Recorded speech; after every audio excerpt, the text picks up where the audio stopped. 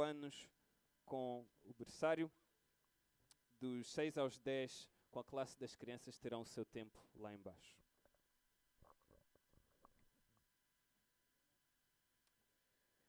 Então, crianças, podem ir e tenham um bom tempo abençoado com a palavra de Deus. Nós vamos abrindo as nossas Bíblias em Abacuque.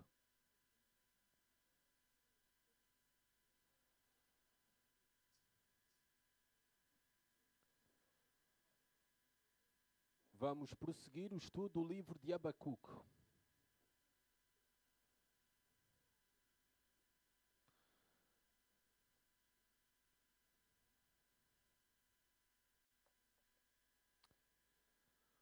O título do sermão esta manhã é O mal não ficará impune. O mal não ficará impune. Há menos de 80 anos atrás, tão somente, uma força imparável e destruidora levantou-se na Europa. Uma força que ninguém lhe conseguia fazer frente. As maiores potências daquele tempo foram subjugadas, como a grande França, invadida por esta força e subjugada pela mesma. A grande União Soviética não conseguiu guardar as suas fronteiras. Essa força rompeu as suas fronteiras. O grande Império Britânico ficou aterrorizado, cheio de medo dessa força, paralisado e bombardeado no pleno coração da capital, Londres. Vocês sabem de quem é que eu estou a falar? A força do nazismo. Uma força avassaladora. Um exército que parecia imparável. Em apenas poucos anos, vários países, povos, nações vizinhas foram subjugadas pela Alemanha nazi. Debaixo da liderança do perverso Hitler. Agora, as ações perversas desta força não foram apenas exteriores para outras nações. Foram dentro do seu próprio país. Em apenas 7 anos de governo Hitler, cidadãos alemães, 360 mil pessoas, simplesmente com traços de esquizofrenia ou com problemas de alcoolismo, foram compulsivamente esterilizadas. A partir de 1939, todas as crianças na Alemanha, com menos de 3 anos de idade, com alguma síndrome, como a síndrome de Down, tornavam-se parte de um programa chamado Programa T4, responsável pelas suas mortes. Centenas de milhares de crianças foram assassinadas. Alemães. Cerca de 250 mil jovens, prestem atenção, adultos com doenças ou deficiências foram assassinadas, exterminadas na Alemanha nazi. E calcula-se uma soma que ainda está por contabilizar todas as vítimas, não se sabe ao certo, mas calcula-se que no mínimo 6 milhões de judeus foram massacrados por esta força. Esta força perversa que rompeu e se levantou na Europa há menos de 100 anos atrás. A grande pergunta que ainda temos é: como é que um Deus bom permite tal coisa?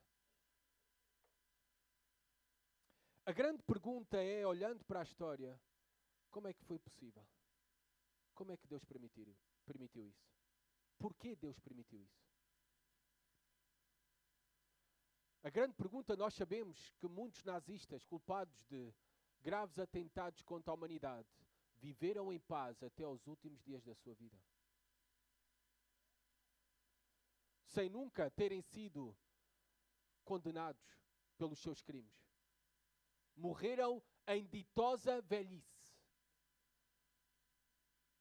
Muitos fugiram para a América do Sul, por exemplo, para a Argentina.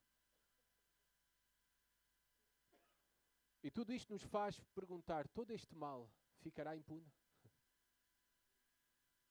Todo este mal ficará impune?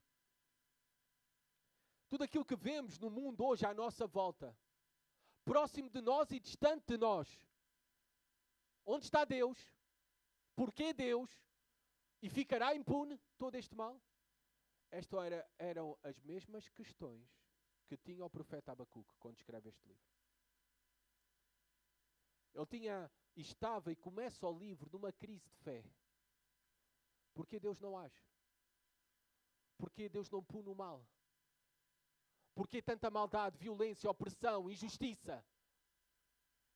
E nós vimos que o profeta começa a questionar Deus. Até quando, Senhor? Até quando, Senhor? E hoje vamos obter a resposta de Deus ao profeta. Mas não somente ao profeta, a todos nós. Estas grandes questões sobre o problema do mal, o porquê do mal e se ficará impune o mal, estas grandes respostas hoje veremos respondidas no livro de Abacuque. Vamos ler a palavra de Deus em Abacuque, capítulo 1, à continuação, versículo 5, até o versículo 11 apenas.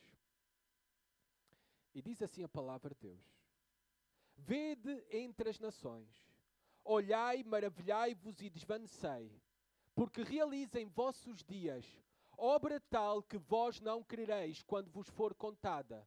Pois eis que levanto os caldeus, nação amarga e impetuosa, que marcham pela largura da terra para apoderar-se de moradas que não são suas. Eles são pavorosos e terríveis, e criam eles mesmos o seu direito e a sua dignidade. Os seus cavalos são mais ligeiros do que os leopardos, mais ferozes do que os lobos. Ao anoitecer são os seus cavaleiros que se espalham por toda a parte. Sim, os seus cavaleiros chegam de longe, voam como águia que se precipita a devorar. Eles todos vêm para fazer violência. O seu rosto suspira por seguir avante. Eles reúnem os cativos como a areia. Eles escarnecem dos reis. Os príncipes são objeto do seu riso. Riem-se de todas as fortalezas, porque, amontoando terra, as tomam. Então, passam como passa o vento e seguem. Fazem-se culpados estes cujo poder é o seu Deus. Até aqui a palavra de Deus. A primeira coisa que nós vemos na resposta de Deus ao profeta, logo no primeiro versículo, versículo 5, é que Deus age de maneiras misteriosas para nós. Volto a repetir. Deus age de maneiras misteriosas, incompreensíveis. É interessante que o versículo 5, intencionalmente, começa com dois verbos no imperativo: vede e olhai. Agora, se vocês prestem atenção no versículo 3, estes dois verbos estão também no versículo 3. É aquilo que o profeta diz a Deus: olha, Deus, não vês, Deus? E na verdade, no português, as palavras são diferentes, mas no hebraico são exatamente as duas palavras. Do versículo 3, os dois verbos são exatamente os dois verbos que nós temos, vede e olhai, no versículo 5. É Deus agora respondendo diretamente à crise do profeta, às perguntas do profeta. É Deus que está aqui a responder diretamente ao seu profeta. E diz que a resposta que o profeta buscava, o profeta buscava por justiça de Deus, que Deus fizesse algo para pôr fim à violência, à opressão, à injustiça que reinava dentro de Judá. E Deus diz que a resposta às suas orações estava naquilo que Deus estava a fazer nas nações, no mundo daquele então. É isso, repara, versículo 5. Vede entre as nações. Olha para as nações. Olha para a conjuntura política do teu tempo. E tu vais encontrar as respostas para aquilo que eu estou a fazer, para punir a maldade. E o que é que estava a ocorrer então no tempo de Abacuque? Temos que saber. Sabemos que este livro foi escrito entre o ano 609 a.C. e o ano 605 a.C. O que é que estava a ocorrer naquele então? Antes de Abacuque escrever este livro, poucos anos antes, se tinha levantado um novo império, chamado Império Neo-Babilónico, a Nova Babilónia. Porque já tinha existido há muitos anos atrás o Império Babilónico. Mas este era um novo Império Babilónico que estava e foi levantado por Nabopolassar. Ele, querendo obviamente que os seus deuses, Marduk e Nabu, eram com ele, adotou uma política expansionista com o intuito de recuperar a antiga glória, poder da antiga Babilónia. E ele combateu a Assíria no ano 616, no ano 615, o atual grande império, o maior dos impérios daquele tempo, era a Assíria, e ele foi contra esse grande império. E sabe o que é que aconteceu? Os venceu. Surpreendentemente, Babilónia derrotou o grande império assírio. É isto que o profeta conhecia da conjuntura política. E não só. Babilónia, depois de derrotar a Síria, todos os outros povos iam caindo como peças de dominó, um a um. Era isto que o profeta estava a ver. Esta força avassaladora que ninguém lhe podia fazer frente. E a última esperança, no ano 612. A última esperança era o Egito. E nós sabemos que o Egito não espera pela Babilónia vir até eles. O Egito vai contra a Babilónia. E tinha que passar por Judá. E o rei Josias, que foi um bom rei e que tinha conduzido uma reforma espiritual no povo de Judá, não quer deixar os egípcios passarem. E foi avisado por Deus para não intervir na guerra, Josias. Mas teimoso, quis intervir. Judá faz frente ao Egito. E o rei Josias, mesmo disfarçando-se, tirou as vestimentas de rei, disfarçou-se para não ser um alvo fácil e o primeiro alvo no campo da batalha. Mas tal como Deus disse, e não obedeceu à palavra de Deus, morreu na batalha o grande e bom rei Josias. O Egito perdeu ali alguns homens, perdeu alguma força e perdeu tempo, mas continuou rumo à Babilónia, mas foi completamente massacrado. Completamente massacrado. Caiu o Egito, caiu a Assíria. E Deus diz, olha para o que está a acontecer, Babilónia se levantando, este império em que todas as nações e povos, o império está a crescer e cai um a um, como peças dominós. E os próximos serão vocês, Abacuque. Os próximos será o meu povo, Judá.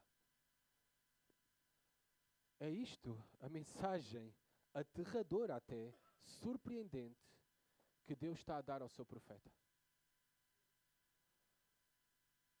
A resposta às tuas orações é que vai vir a Babilónia como juízo, como sobre Judá. Judá, há muito que já tinha ido a reforma espiritual, conduzida pelo rei Josias. Judá vivia longe de Deus. As advertências de vários profetas ao longo das últimas décadas de nada fizeram. Na verdade, mais de 100 anos já Deus levantava profetas para avisar, para se arrependerem da idolatria, da maldade, da injustiça, da opressão, da violência. Senão seriam grandemente castigados. E eles ignoravam Deus, desprezavam Deus, a palavra de Deus, matavam os profetas de Deus. E agora Deus está a dizer, agora vem o meu juízo, a minha disciplina sobre o meu povo. E quem é que eu estou a usar? Olha para as nações, aquilo que está a acontecer. É Babilónia. É Babilónia. É interessante que a primeira coisa que vemos é que Deus não deixou o seu profeta sem resposta. Deus respondeu às orações do seu profeta. Por graça, ele decidiu revelar ao profeta o que estava prestes a acontecer. E na verdade nós vemos que ele, já lemos o texto, que ele revelou claramente e especificamente o que está a fazer por meio da Babilónia e o que irá fazer para responder aos pedidos de oração, de clamor, de súplica, de justiça do seu profeta. Isto não é algo menor. A resposta de Deus, ou Deus se revelar ao seu profeta, ou Deus se revelar aos homens. Porque pensemos, Deus não tem que nos dar satisfações. Deus não é o nosso empregado. Deus não é o nosso filho. Deus não nos deve nada. E não devia nada a Abacuque.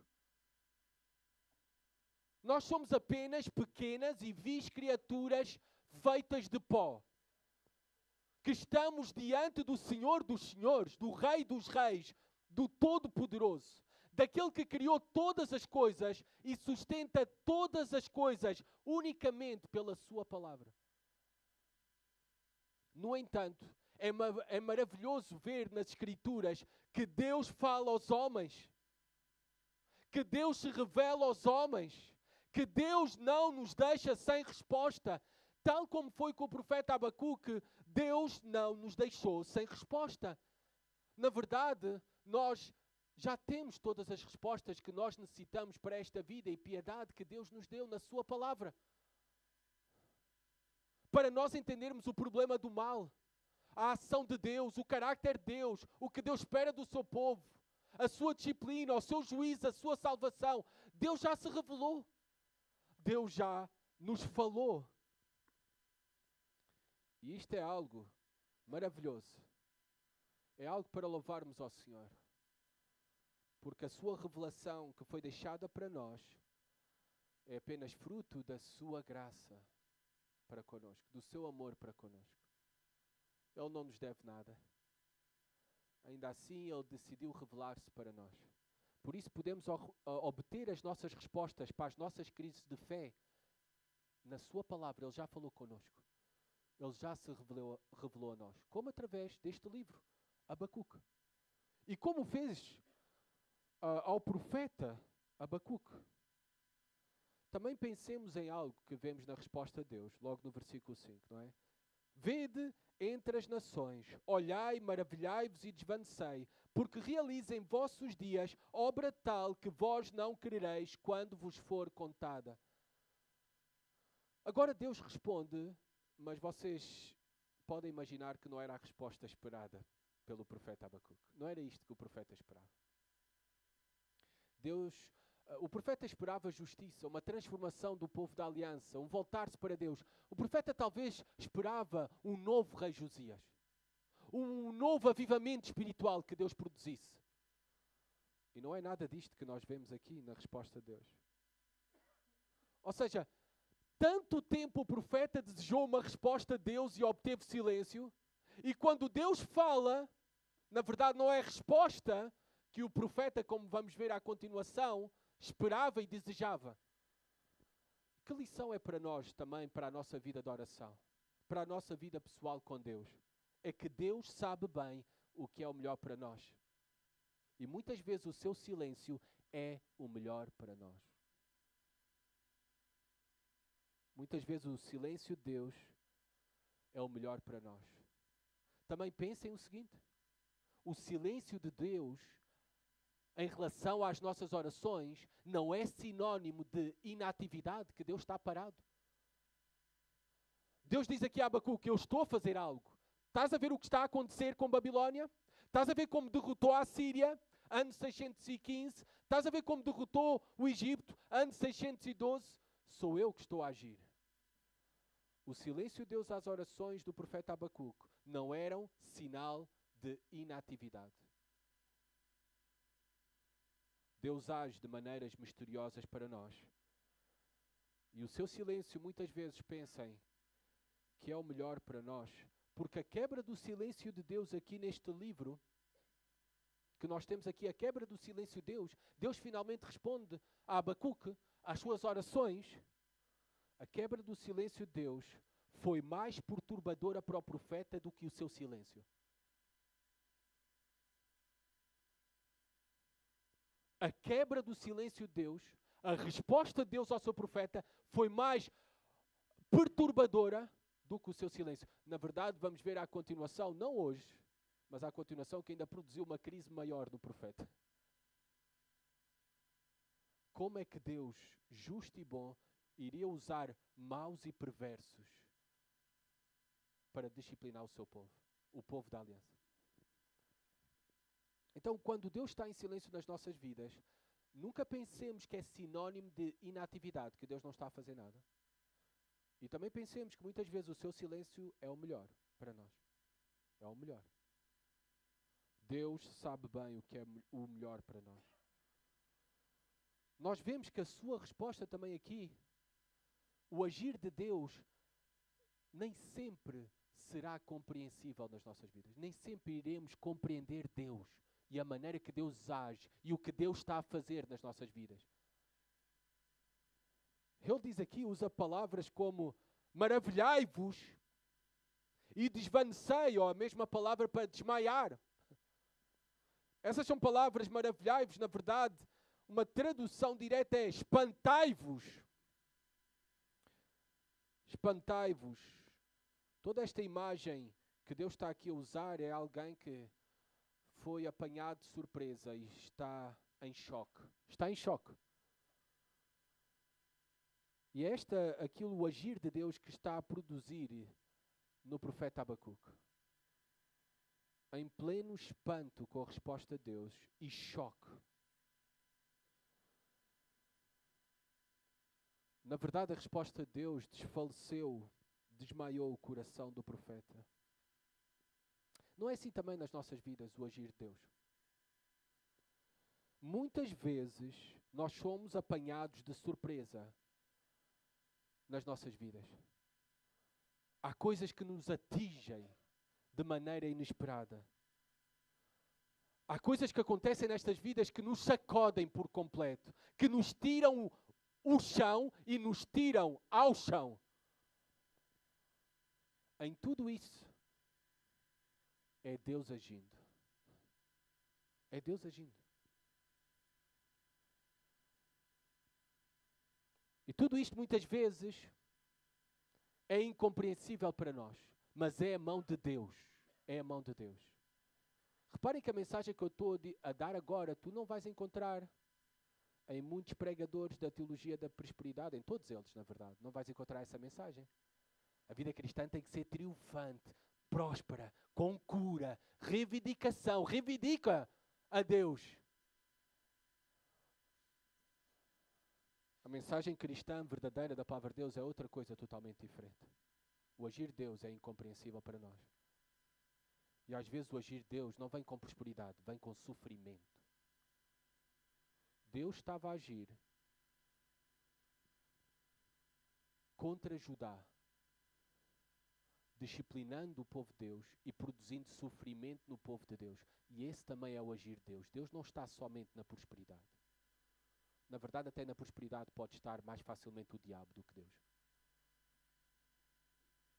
Na mensagem cristã, o sofrimento nas nossas vidas é o agir de Deus. É esta a mensagem do livro de Abacuque. Muitas vezes não iremos compreender o que Deus está a fazer. Muitas vezes não iremos compreender o que está a acontecer connosco. Muitas vezes não iremos compreender o que é que Deus está a fazer neste mundo. Como é que permite o mal triunfar? Tal como a Babilônia naquele tempo estava a triunfar. Os perversos caldeus que não poupavam homens, mulheres e crianças. Violentavam as mulheres, violentavam as crianças, não poupavam ninguém. Nós muitas vezes não compreendemos e Deus nos adverte para isso. Maravilhai-vos e desvanecei, desmaiai. Ficai espantados. Deus espera isso, que não compreendamos Mas saibamos que Deus está a agir em todas as coisas. A sua resposta, ela nem sempre será da forma que queremos também e que esperamos. Reparem como continua o versículo 5. Porque eu realizo isto.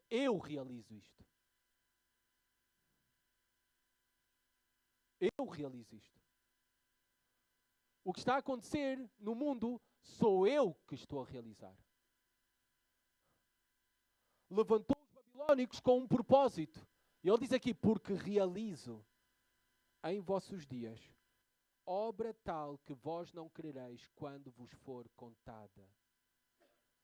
Por outras palavras, aquilo que está a acontecer, vocês terão dificuldade em acreditar e em aceitar. E muitas vezes é assim. Connosco também, hoje em dia. O que Deus faz nas nossas vidas, fora de nós, aquilo que vemos no mundo, a conjuntura, nós não podemos acreditar muitas vezes que a mão de Deus está nessas coisas. Que Deus está a agir, que Deus está no controlo, que Deus está a usar para os seus propósitos. Mas é assim, tudo aquilo que tu vês dentro de ti, fora de ti, à tua volta, nas nações, é Deus. Por muito que nem sempre a sua resposta seja da forma que esperamos ou desejamos. Abacuque esperava um novo rei espiritual, Josias. Um novo Josias. Mas Deus agora estava a usar um rei pagão. Abacuque talvez esperava um profeta, mais um profeta, para o ajudar nesta grande missão de produzir um avivamento espiritual no povo de Deus. Mas Deus agora não estava a usar um profeta, uma reforma ou um avivamento, mas sim um julgamento, uma disciplina sobre o seu povo.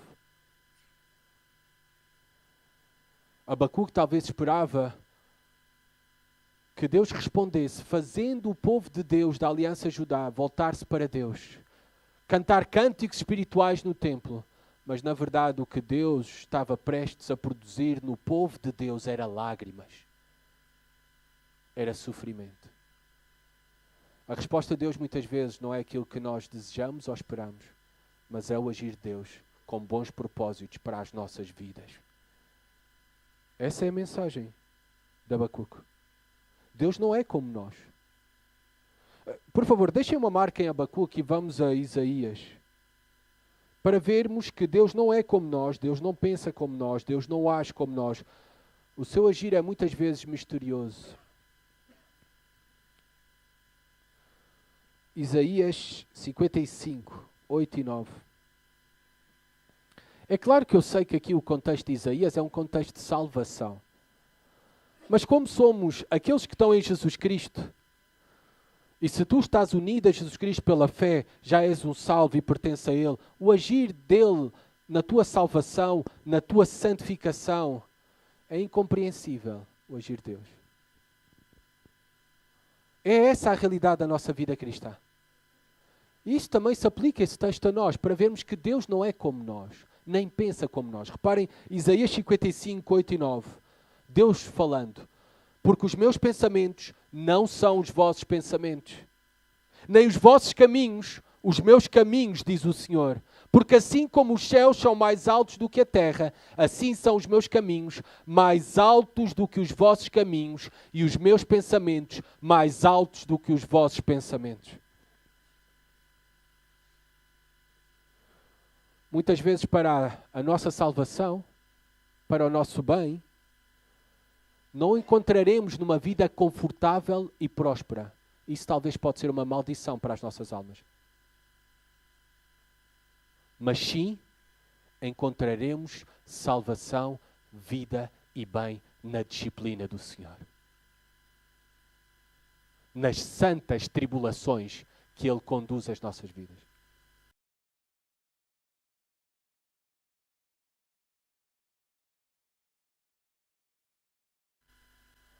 Os teus pensamentos não são os meus pensamentos. Os teus caminhos não são os meus caminhos. O que vemos também aqui, ainda estamos no versículo 5. Este livro é tão rico. Deus age misteriosamente, de maneira incompreensível. E isto nos deve dar uma lição muito importante para todos nós. Não coloques nunca a Deus na tua caixinha. Eu volto a repetir. Nós não podemos colocar a Deus na nossa caixinha. Isso é idolatria. Sabem, idolatria não é apenas fazer imagens com gesso e madeira e prostarmos-nos diante destas imagens para adorar. Idolatria é substituir Deus por qualquer outra coisa. É fazer Deus à tua imagem de acordo com os teus pensamentos, os teus gostos e aquilo que tu achas que Deus deveria ser. Isso é idolatria. É esse o grande problema da humanidade. Há muitas religiões, há muitos que dizem seguir a Deus, mas um Deus fabricado pelas suas mentes. É isto que diz Paulo. Permitem-me vos acompanhar a Romanos 1, no Novo Testamento. Se não quiserem abrir, podem apenas prestar atenção. É isso que diz Paulo, que é a condição da humanidade. Criam um Deus de acordo à sua imagem, aos seus pensamentos. Ou então suprimem o Deus verdadeiro. Substituem, trocam esse Deus por qualquer outra coisa. Isso é idolatria, substituir a Deus por qualquer outra coisa. Romanos 1, 21. Diz assim a palavra de Deus, falando da humanidade perdida, rebelde contra Deus, depravada, porque tendo conhecimento de Deus, reparem, não existe ateus. Não existe ateus. Senão Paulo é um mentiroso e a palavra de Deus é mentira. Há pessoas que suprimem Deus, mas no fundo elas têm conhecimento de Deus, apesar de negarem a sua existência. Sabem porquê? Tenta falar com ateus, são as pessoas mais agressivas para falar contra algo que não existe, de acordo a eles.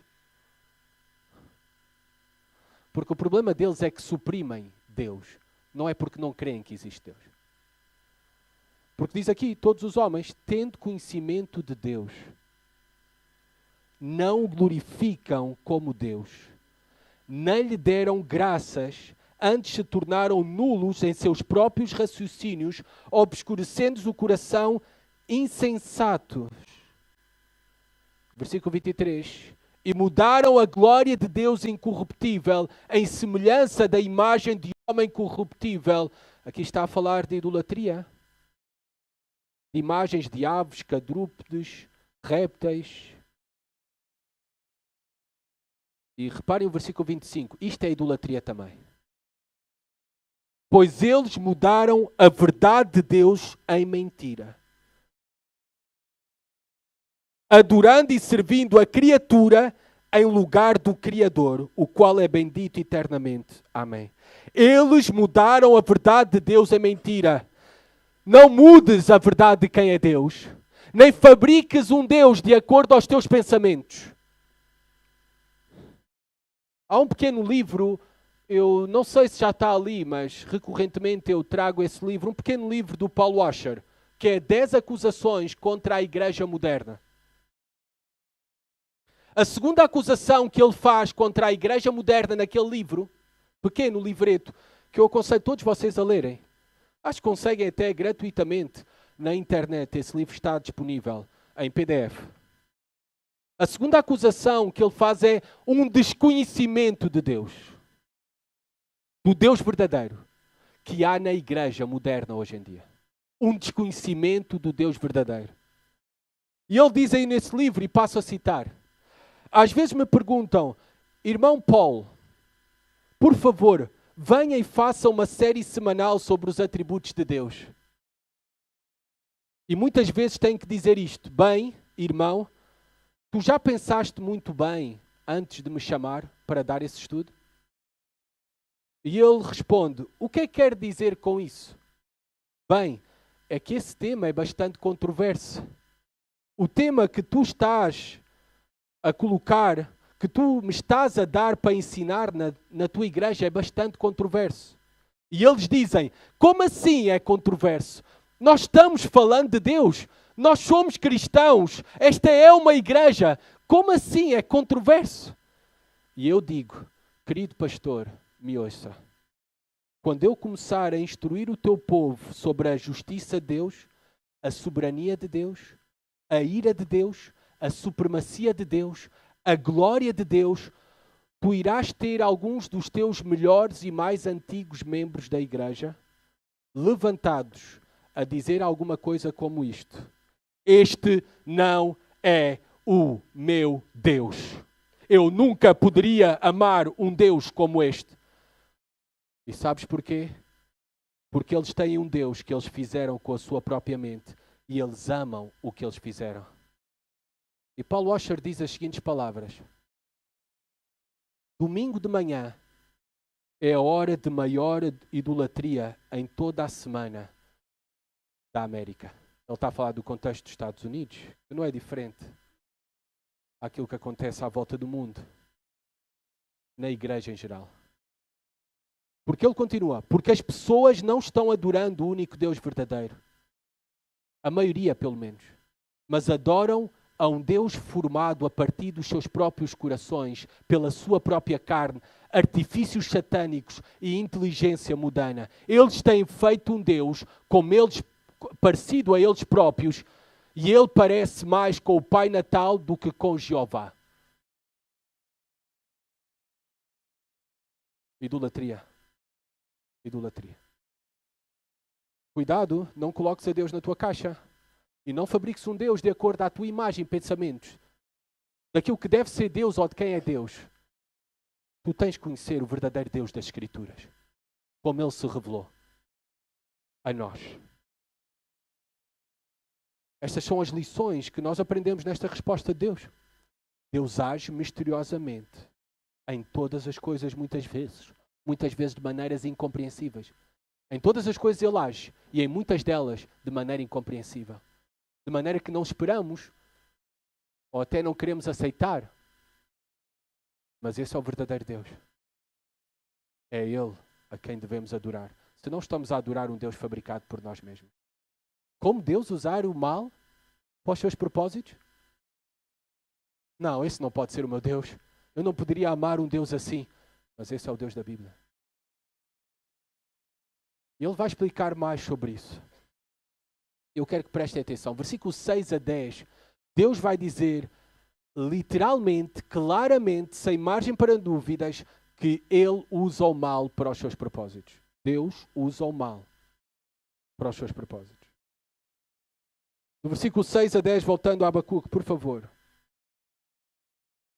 Ele começa por dizendo as seguintes palavras: pois eis que suscito os caldeus. Eu levanto os caldeus é os babilónicos.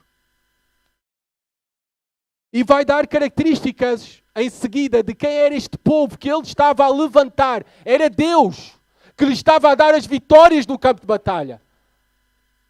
Era Deus que o estava usando. Não é apenas que Deus permite, é que Deus usa o mal. Ainda sem ser culpado pelo mal. Já vamos falar sobre isso. Esta resposta de Deus, pois eu eis que suscito os caldeus. Esta resposta é um choque por completo. Coloquem-se nos pés do profeta Deus Abacuque. Ele está a ouvir que, para punir o mal que havia no seu povo, o profeta, Deus vai usar também o mal. E talvez um pior mal, os caldeus, os babilónicos. E para punir os maus, que lições para nós do poder de Deus e do Deus soberano que governa tudo e todas as coisas. A primeira coisa que nós temos que aprender é que o mal não é algo fora do controle de Deus. E estas são boas notícias. O mal não é algo fora do controle de Deus.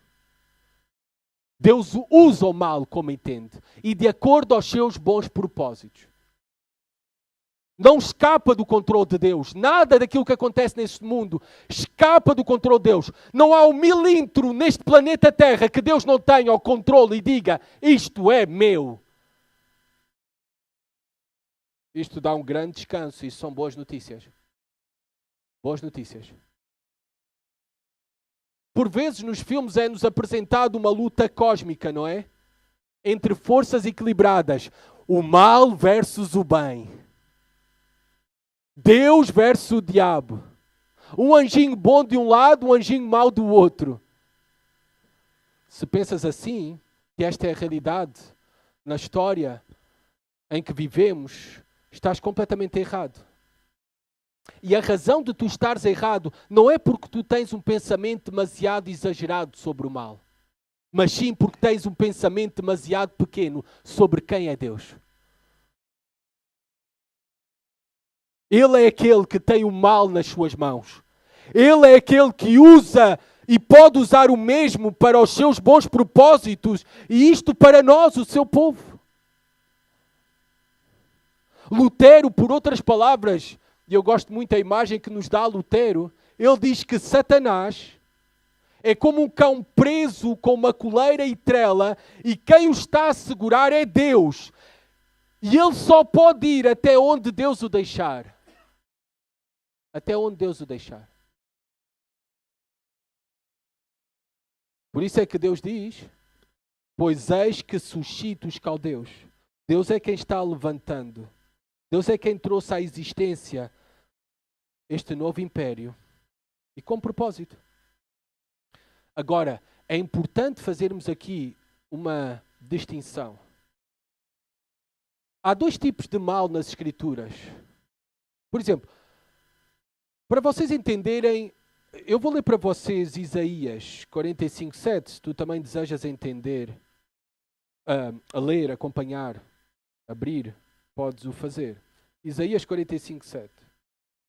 Porque é importante tu entenderes esta distinção. De quando é que a Bíblia fala de mal? E o que é que a Bíblia quer dizer por mal?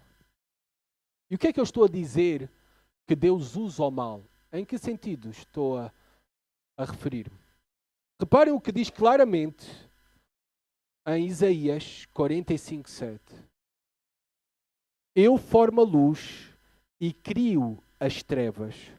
Faço a paz e crio o mal. Eu, o Senhor, faço todas estas coisas.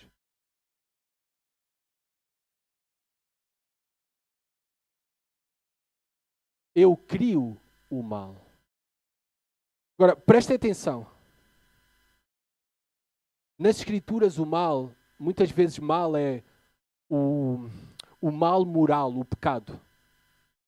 Deus não é responsável pelo pecado. O mal moral. Mas outra coisa é o mal físico, o sofrimento. E aí sim, Deus usa o mal. Não o mal moral, o pecado, no sentido em que ele é culpado e o criou. Obviamente, Deus não tenta a ninguém, nem pode ser tentado pelo mal. O mal moral, pecado. Mas o mal físico, como por exemplo o sofrimento, Deus usa para os seus bons propósitos. Deus até suscita, levanta o mesmo. É isso que Isaías está a dizer. E é isto que Deus está a responder ao seu profeta Abacuque. Também vemos que este grande império babilónico foi levantado pelo próprio Deus. Eles se achavam o máximo, como nós vamos ver na descrição a seguir. Invencíveis, ninguém podia contra eles. Eles tinham a sua própria força, era o seu Deus. O Deus deles era o seu próprio ventre. É por isso que tu vês no livro de Daniel, Nabucodonosor, o imperador babilónico, que construiu a grande Babilônia ainda mais grandiosa, ele a erguer uma estátua de ouro e a exigir a adoração para ele, porque eles se acreditavam o máximo. Eles se acreditavam deuses invencíveis na terra. Mas aqui nós sabemos é que as nações, os poderosos, de toda a história que existiu e do presente, eles não são nada. Por muito que acreditem que são alguma coisa, ou porque têm um botão vermelho na sua secretária, eles não passam apenas de instrumentos nas mãos de Deus, ou peças de xadrez no tabuleiro de Deus. São apenas isso, peças de xadrez que Deus move quando quer, como quer, no seu tabuleiro. Aliás, em Jeremias 25:9, não é preciso irmos lá, mas para aqueles que estão a tirar notas, Em Jeremias 25:9, Nabucodonosor, o imperador babilônico, é chamado de meu servo. Deus o chama de meu servo. Um instrumento nas suas mãos. Deus está no controlo de todas as coisas. Ele é o soberano de tudo. E Ele pode e usará também o mal e até os maus para cumprir os seus bons propósitos. E isto é algo que nos deve encher de confiança e esperança, porque vivemos num mundo perigoso, efetivamente perigoso. Vivemos dias difíceis, vivemos com ameaças mil. Há dias maus nas nossas vidas, há doenças, há crises nas nossas famílias, mas descansem, Deus está no controle de todas as coisas. Essa é uma mensagem de esperança do livro de Abacuque para nós. Nada disto surpreende a Deus. Aquilo que acontece nas nossas vidas, nada surpreende a Deus ou foge do seu controle. E nada disto também é sem propósito. Podes não compreender. Posso eu não compreender o agir de Deus e ser misterioso. Mas Deus está sempre atuando com bons propósitos. Porque Ele conhece todas as coisas e Ele sabe o que é melhor. Na verdade, foi os babilônicos que Deus usou para castigar e disciplinar o seu povo e os levar para o cativeiro durante 70 anos, depois do ano 586 a.C. E quando voltaram com estes grandes homens, Neemias, Esdras, Zorobabel. E nós vemos ali no livro de Neemias avivamento espiritual, mas isso só foi possível por causa do sofrimento. Primeiro o sofrimento. Deus age mesmo com o mal, e quando nos dá dias maus, com bons propósitos para nós. É interessante que Deus também, Ele não brinca ao esconde-esconde ou às escondidas connosco. É interessante notar que Deus não foi vago com o profeta. Vêm os babilônios. Não, Ele dá-lhe um choque de realidade ao profeta. Um choque de realidade. Ele vai dizer quem são esses babilônicos. O que é que eles faziam e o que é que eles iriam fazer a eles, ao povo de Deus. Ele dá um choque de realidade. Sabem, isto é uma lição para nós.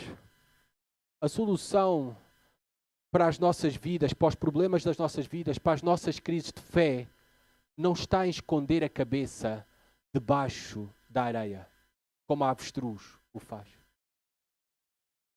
A solução não está a fingir que nada passa no meu casamento. A solução não está a minimizar ou suavizar a realidade das circunstâncias em que eu estou. A solução também não está em viver dentro de uma bolha, num mosteiro, escondidos. Isso não resolve nada e isso também não produz nada de bom em nós. Há um choque de realidade neste mundo em que vivemos que Deus nos dá, porque a solução no meio de tudo isto está em Deus. Está em Deus. Por isso, não temos problemas em enfrentar a realidade quando Deus é por nós. Não temos problemas em abraçar o sofrimento, a doença, o cancro, os inimigos, a perseguição. Não temos problemas porque Deus está agindo com bons propósitos. Por isso, a realidade para nós, ela tem uma solução, independentemente de qual seja a crise. E essa solução está em Jesus Cristo. Reparem, ele diz que quem eram os caldeus? Uma nação amarga e impetuosa. Era um povo pronto para a hostilidade, animosidade. No versículo 6, estou a ler, não é? Dizem que marcham para apoderar-se de moradas que não são suas. Era um povo conquistador e invasor. Por outras palavras, Abacuque, vocês irão perder essa morada. Jerusalém irá cair. É incrível porque no século 8º e 7º antes de Cristo, tu tens muitos textos nos profetas que pensavam que Jerusalém, chamavam-lhe a Virgem Cidade. Sabem porquê? Nunca foi conquistada. Pensavam que essa cidade nunca iria cair, porque ali estava o templo de Deus. A glória de Deus. Mas Deus está a dizer: vocês irão sair dessa morada eles irão destruir Jerusalém, invadir e ocupar Jerusalém. É isso que Deus está a dizer que iria acontecer.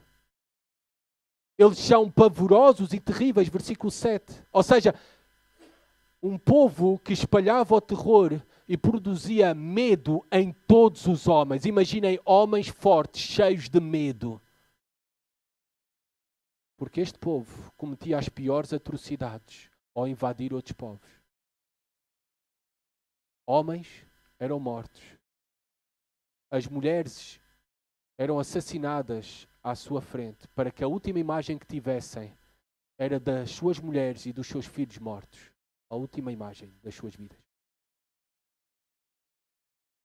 Ou então deixavam vivos, em que matavam também as suas famílias e vazavam os olhos para que a última imagem que tiveram em vida foi a sua família morta. Tinham prazer na tortura. Estes eram este povo em que todas as nações daquele tempo tinham medo. Versículo 7, criam eles mesmos o seu direito e a sua dignidade. Ou seja, por outras palavras, eles não rendem contas a ninguém e ninguém lhes pode fazer frente. As únicas leis e regras da guerra eram as que eles mesmos criavam. Não estavam nem aí para o direito internacional da guerra. É isso que Deus está a dizer. Versículo 8. Os seus cavalos mais ligeiros, mais ferozes que lobos, que se espalham por toda a parte. Ou seja, é uma força numerosa, é uma força rápida e é uma força perigosa. Diz aqui, compara este exército a lobos, a águias, a cavalos, leopardos. Era essa a palavra que eu estava à procura. Obrigado, João. Animais predadores por excelência.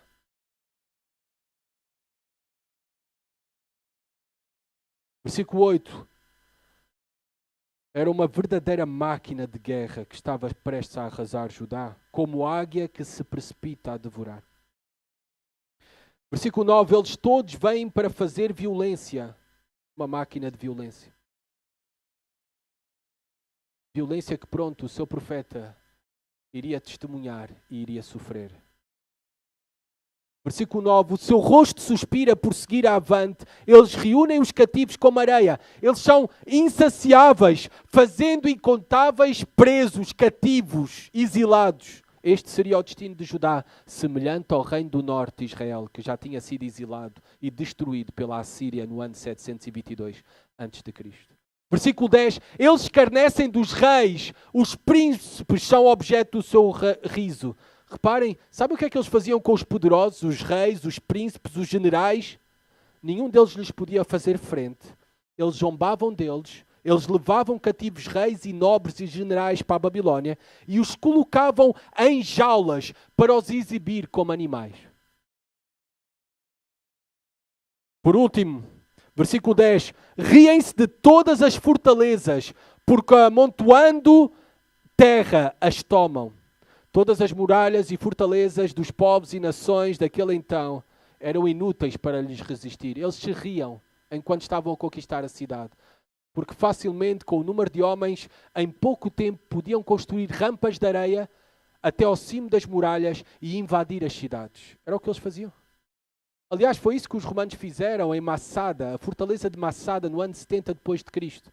Os judeus estavam lá, fugiram para lá cerca de 1000 judeus. Zelotes dos romanos, uma revolta judaica.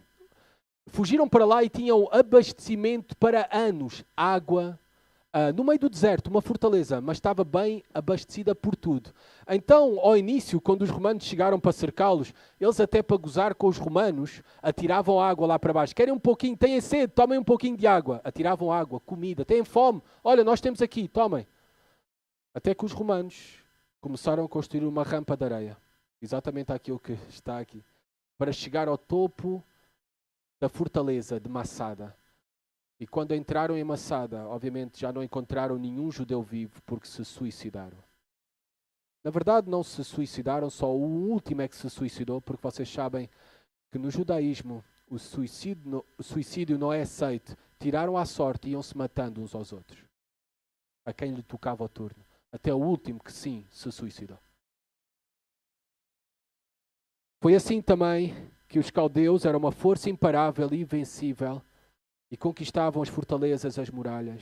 Jerusalém seria arrasada, destruída. Imaginem Abacuque ouvindo tudo isto. Deus vai dar a entender que o Deus Marduk da Babilônia é maior do que ele, do que Jeová. Deus vai destruir o seu templo. Deus vai entregar nas mãos do inimigo perverso, maldoso como os babilônicos, o povo da sua aliança. Exatamente isto que o profeta estava a ouvir.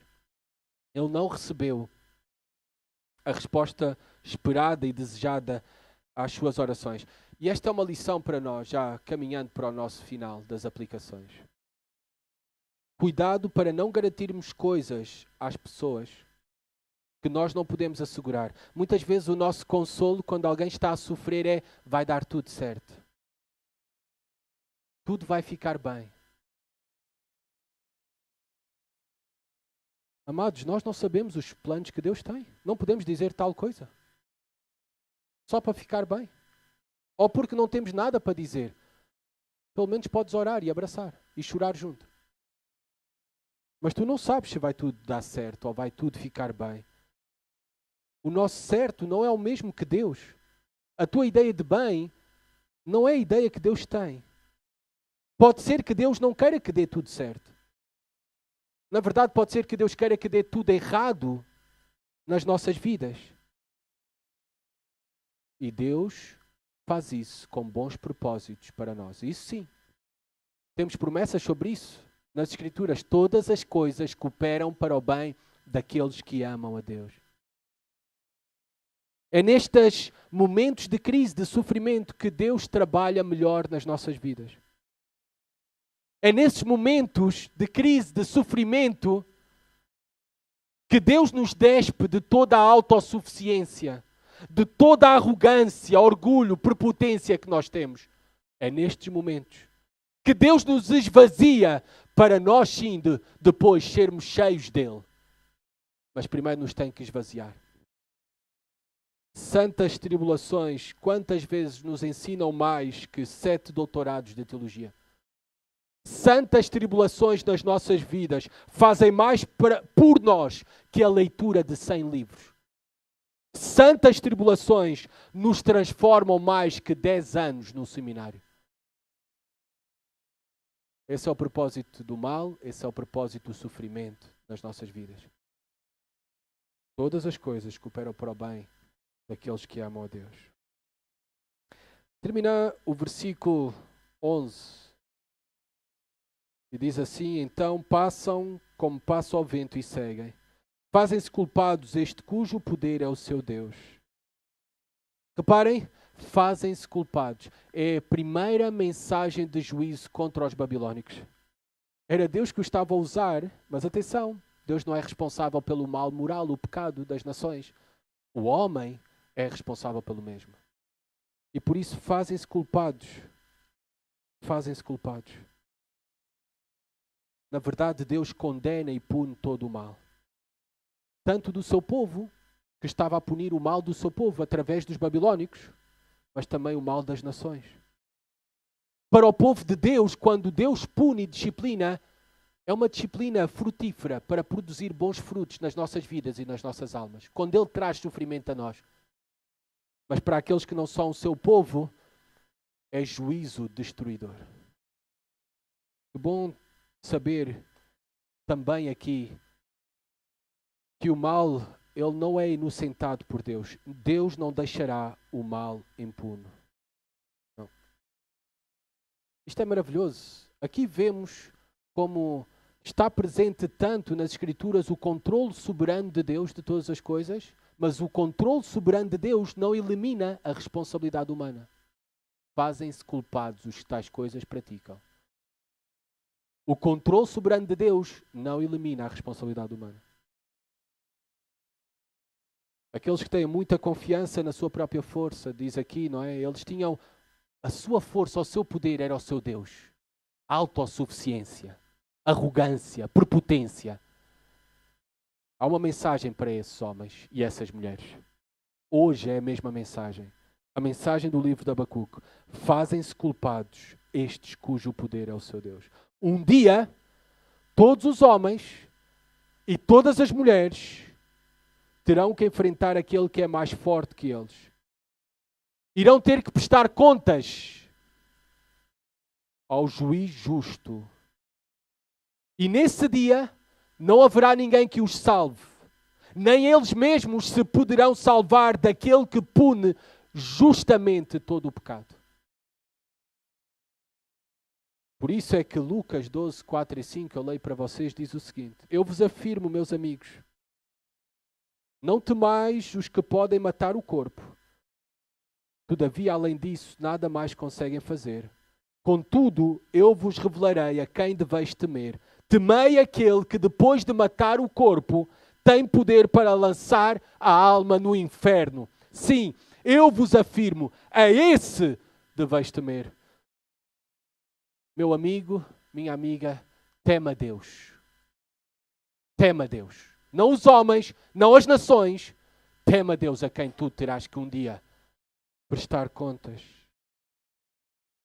A tua preocupação não deve ser os homens, nem os demais, nem te comparares com os outros, mas sim temer a Deus e descansar até teres a certeza que escapaste do inferno.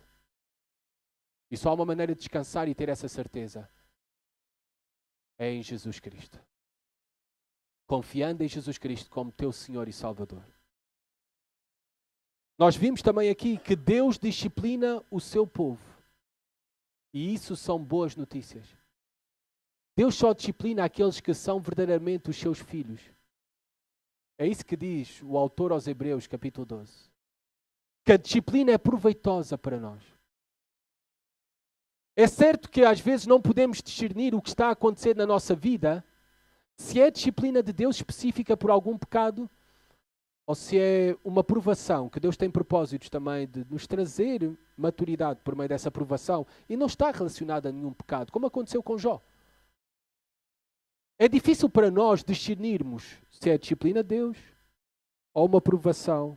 No entanto, o mais importante é que podemos aproveitar ambas e todo e qualquer sofrimento, não para endurecer os nossos corações, mas sim para quebrantarmos os nossos corações diante de Deus.